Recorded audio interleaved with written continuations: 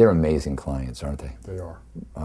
She is an amazing individual, and I can understand she inspired you to win this case. Tell us a little how you won the case. We won it with a lot of hard work, and we really won it because of her. We won it by getting the best experts, by doing animations, by interviewing witnesses, and by forensically showing how this accident happened. Now, the key person in this was the truck driver on the defense's side.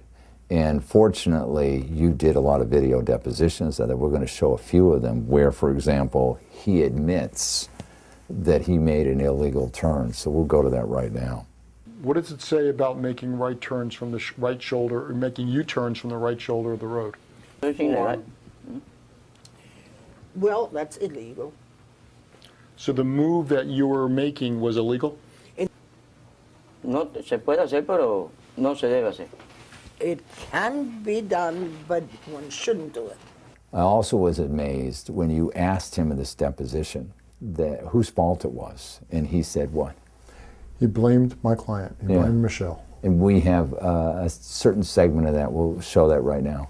I myself don't consider myself as at fault in this accident. Who do you consider to be the cause of this accident? ¿Quién considera usted que es el causante de este accidente? La muchacha que The chocó girl. conmigo. The girl who crashed with me.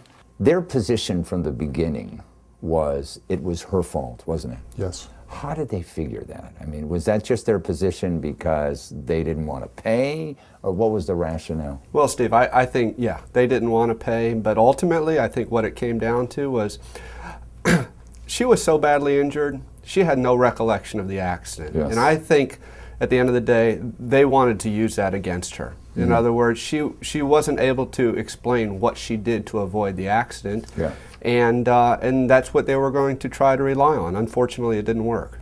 Now, this case was settled. Correct. But On the you eve were of trial. On the eve of trial. And how long had the preparation been from the date you got the case to the date of trial? It was exactly 3 years from the date of the accident. Wow. We didn't get the case for a month. The parents were too concerned about their daughter to even hire a lawyer. We had 2 trial dates previously, and at the last moment, the defense got emergency continuances. Okay. So we would have been ready to go 18 months after the accident, Yeah. but we were put off that long. Now, that seems a little unfair to your client where they get continuances that extend it 18 months. Yes. Why is the judge going along with that program? Well, unfortunately, that's it's delay, delay, delay. That's the. But how many times can they delay it? Well, They're smiling.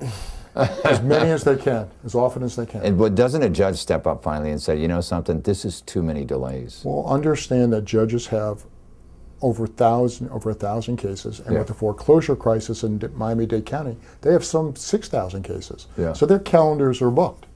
And we try to fight for trial dates, actually. Yes. And in this case, we claimed we had a 3-week trial with a lot of witnesses, and we needed to go.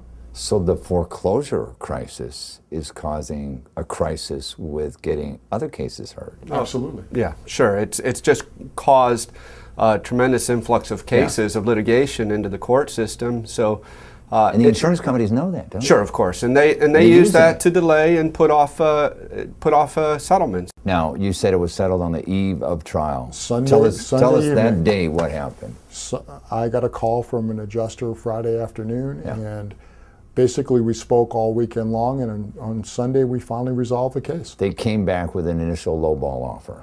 They lowballed this case to literally 11:59 On Sunday evening. on Sunday evening. It was the day before trial. And They at 11:59, you were talking to the lawyers on the other side? Just about, yeah. Okay, now, words have been exchanged on the telephone. How do you know the next morning you're going to wake up and they're going to even recall the conversation? They're going to disclaim they ever said it.